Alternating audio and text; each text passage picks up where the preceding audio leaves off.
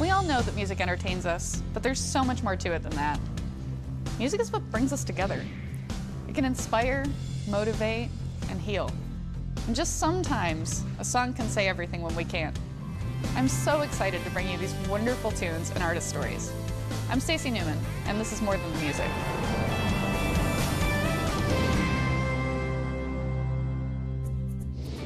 Hey guys, welcome to More Than the Music. I'm Stacy Newman. I had the distinct privilege of talking to Bobby Bare in his home not too long ago. He's such a nice guy. I wish I could have talked to him for hours, but we only had a little bit of time to share with y'all. Let's check out the interview.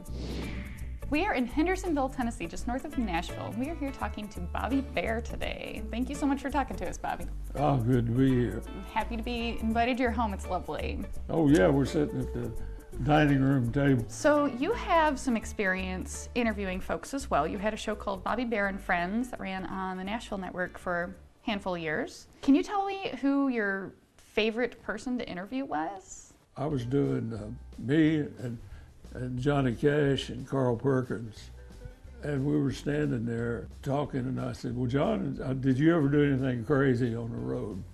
And he said, never. And Carl Perkins busted out laughing. And then I busted out laughing. And then John, he got to thinking about it, and he started laughing. And we got the giggles, you know, where you can't stop laughing. And that's not good on a TV show. So we had to laugh and then go to commercial, whatever you go to. But you can't get the giggles when you're doing live TV interviews. I had Shel Silverstein, Dr. Hook. That was absolute craziness. Chet Atkins had recorded Don Gibson. I think on one session, he recorded I Can't Stop Loving You, and he recorded Oh Lonesome Me. It's the only one in existence. And all those shows are being taken care of and are stored at the Hall of Fame Museum. I was going to ask where they are. I've been searching everywhere for it. There are a few videos on YouTube, just like clips. A lot of people were recording those back then. And there's some of them floating around. I saw the Johnny Cash one the other day. Mm-hmm. It's great. But they're all over at the Hall of Fame if you want one. Yeah, I'll have to go. Let's call them up and tell them you want it. All right. I'll tell them you told me that's okay. We've got this on camera, so we're good to go. I read you built your first guitar yourself. Oh yeah, a coffee can with a stick stuck in the side and strings I got from an old screen door. I was at that age where you could sit on a thing and plunk it and pretend. Mm-hmm. And I was real good at pretending. Sounded good to me, but it was horrible. Well, it's very resourceful of you. I was listening to, while watching Mike Judge's Tales from the Tour Bus, and I saw you were interviewed on the Waylon episodes quite a bit. I just watched the George Jones ones last weekend, and I read that you were neighbors with him for quite some time. When George and Tammy were living next door to me, George was on his good behavior. The fact is, I ran into him one day, and he says, you know, Bear, I haven't had anything to drink in over a month. He says, I feel so good, I just want to go out and get drunk and celebrate. And then he wiggled that leg like he did. But no, they were happy.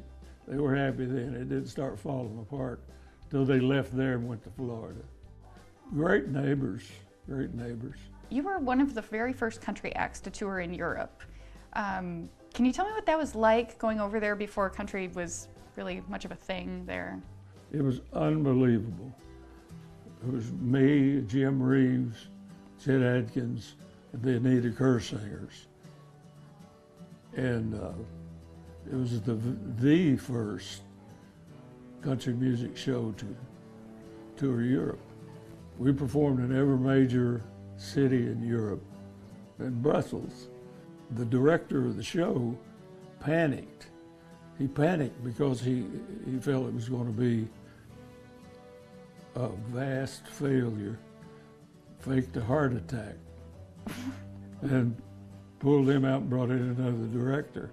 But those shows that we did over there, especially in Norway, are historical. They still show them, and we did a lot of TV, but it made big stars out of us. Of course, Jim Reeves was killed in a plane crash almost a month after he got back. As a matter of fact, I was in the hospital in Minneapolis with the mumps, which is horrible when you're 29 years old. And I got a get well card from Jim the day that his plane crashed. Oh. He probably sent it before he left. We sure miss him. I miss everybody. In fact, everybody that I knew back then is gone. I think me and Willie gonna outlive them all.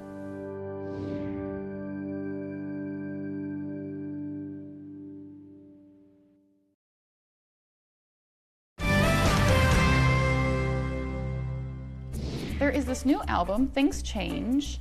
There is a video corresponding with this called Things Change. Can you tell us a little bit about the production on that? It's so wonderful. I love the video.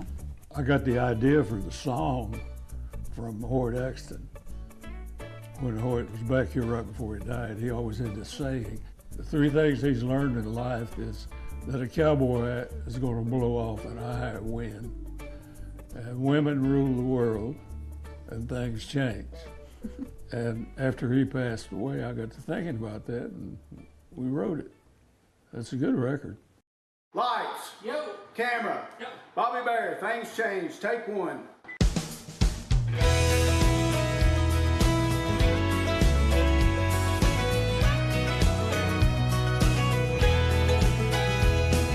Cowboy hat will blow off in the wind.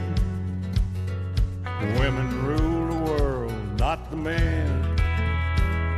And things change, but then you turn around, they change again. Things change, don't blink your eye, 'cause if you do, they'll pass you by. About the time you think you've locked it in, things change, then change again. Now if winter bums you out, just wait for spring. In the middle of a drought, just wait for rain. If you think your luck's run out and you can't win, there's no doubt things gonna change again. Things change, don't blink your eye, 'cause if you do, they'll pass you by. About the time you think you've locked it in, things change, then change again.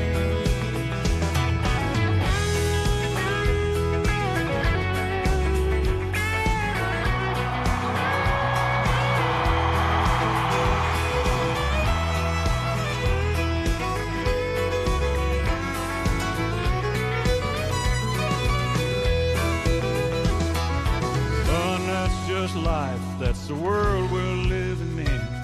That's the way it's gonna be, 'cause that's the way it's always been. Things change, don't blink your eye, 'cause if you do, they'll pass you by.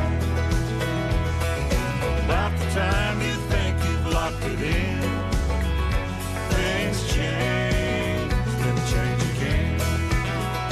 Things change, don't blink your eye, 'cause if you do, they'll pass you by.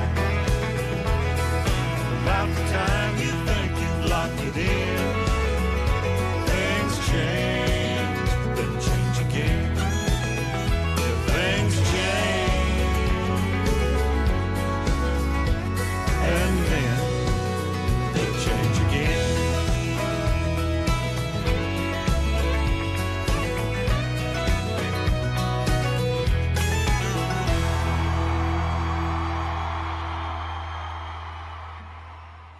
The other one on there that it's called I Drink, and it was written by Mary O'Shea, wonderful writer. I love Mary. She's just a great talent. And then other songs in the album, one of the last songs I co-wrote with Guy Clark before he passed on. There's a lot of good songs. Chris Stapleton and I did a duet on Detroit City. Mm-hmm. And I told Chris, I said, now Chris, you're not just singing harmony with Bobby Bare on Detroit City. We're a duet. We're the Everly Brothers. You're Don and I'm Phil. And we had a lot of fun doing that.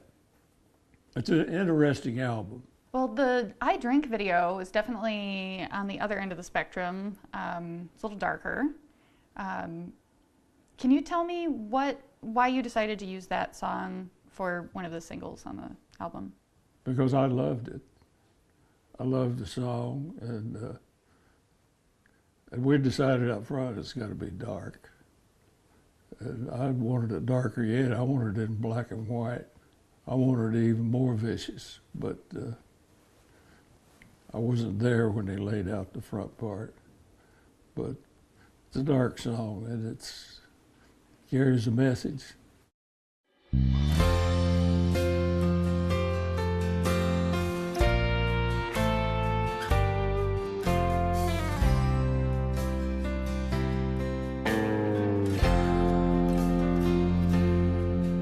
You get home about 5:30, fix a drink and sit down in his chair. Pick a fight, but mama complain about us kids getting in his hair. At night he'd sit alone and smoke.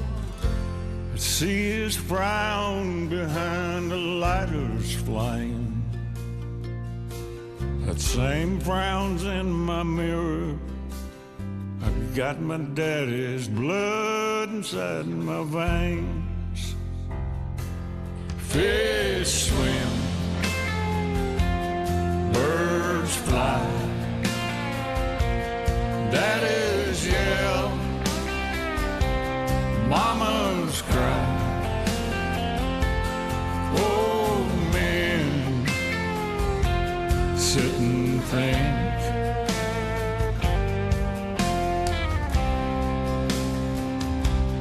I drink.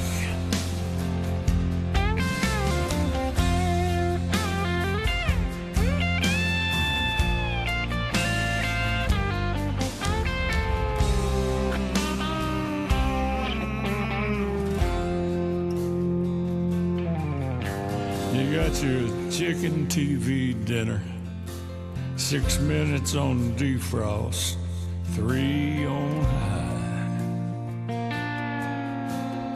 A beer to wash it down with, then another little whiskey on the side. It's not so bad alone here, it don't bother me that every night's the same.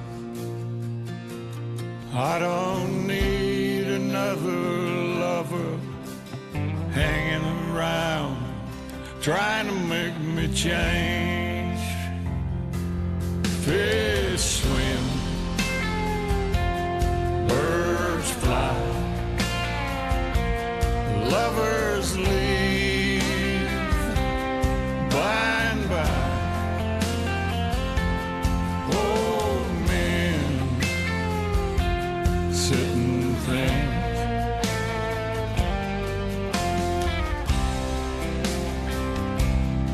I drink. I know what I am, but I don't.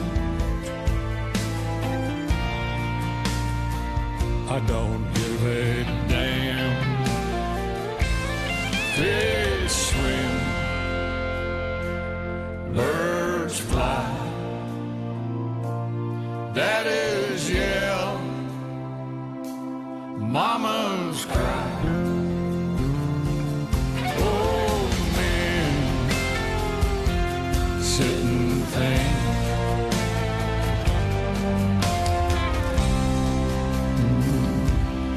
I drink.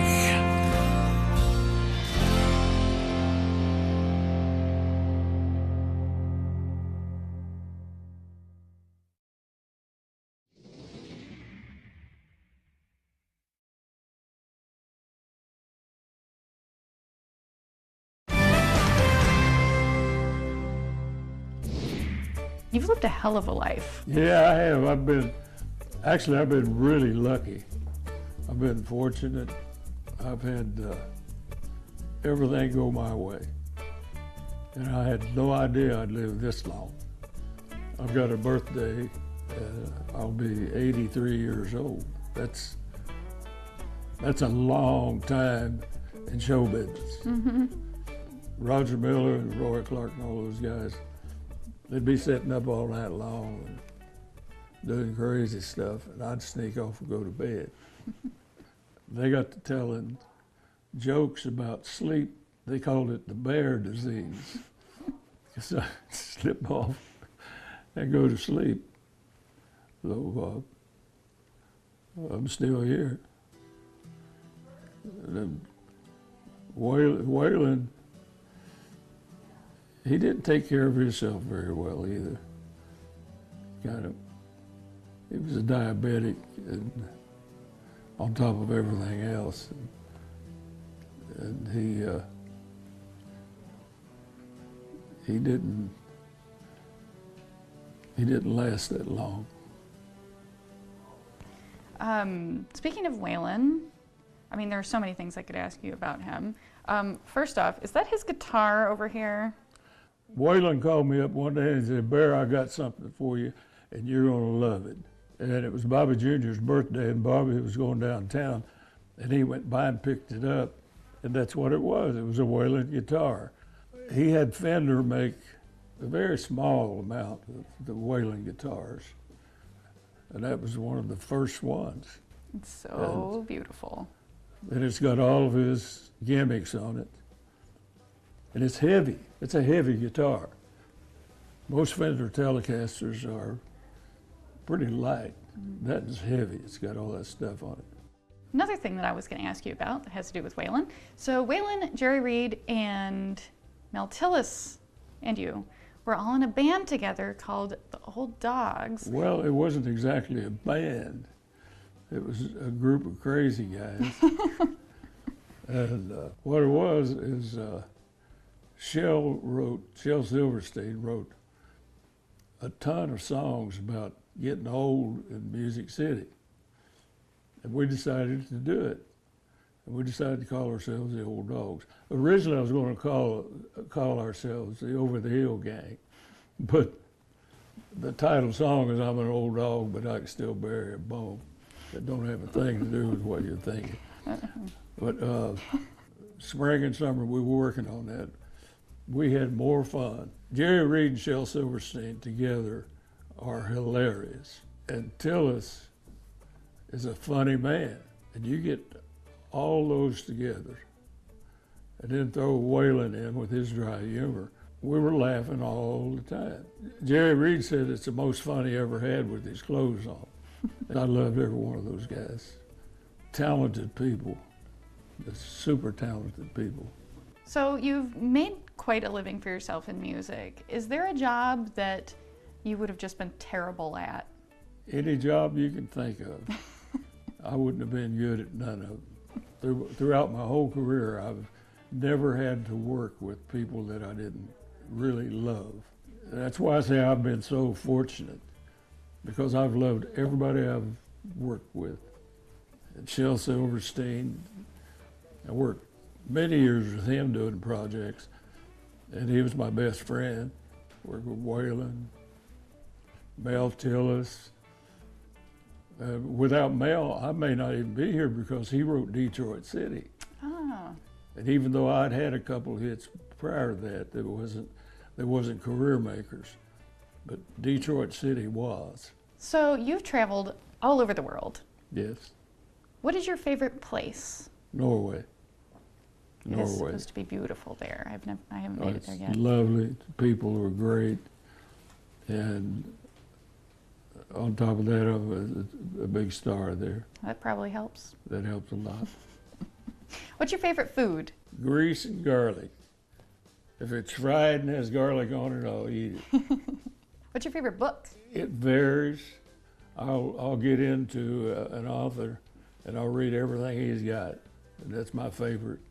And then I'll find another one. So that's a tough question. I read more than anybody I know. Do you have a favorite movie? One Flew Over the Cuckoo's Nest Oh, with that's good. Jack Nicholson. I wasn't disappointed in that. Bobby, you've been playing country music for over 6 decades. Can you tell us what that's like? And I mean, you must have seen so many differences in the industry over that time. Lots of changes. Lots of changes. When I started out, there was Hank Williams, Webb Pierce, you know, the whole country, fiddle and steel. And I've been through all those changes. I was part of the change in the 60s. What I was doing was acceptable to the pop stations. So a lot of crossover. All of my first records were crossover hits. And that opened up the door for a lot of rock and roll stations to change over to country. And I've seen the changes, and that's what it's all about, is change anyway. Now everybody's whining about the bro music and stuff, but that's young people doing what young people do. Without the young people creating changes, it will die. And it might recycle, come back around to this and that, but not all the way around. It'll come back different. But we must have that change, or there will be no country music. Chris Stapleton, just out of the clear blue sky, doing this thing with Justin Timberlake on the CMA Awards, had everybody shaking their heads, because they thought that country music was all the bro music, you know, the air humpers and flat bellies and all that. But it just goes to show that people like good music no matter where it comes from. And I think probably every record company that still exists is probably looking for another Chris Stapleton. And they'll find a whole lot of them down there on Music Row. Because there's a lot of, Chris has been there for 15 years. He and I wrote songs together, and we've known how great he was all these years. What helped him more than anything was Justin Timberlake became a big fan of his, and the rest is history. So there's a lot of great talent floating around, just waiting to be turned loose. That's Nashville.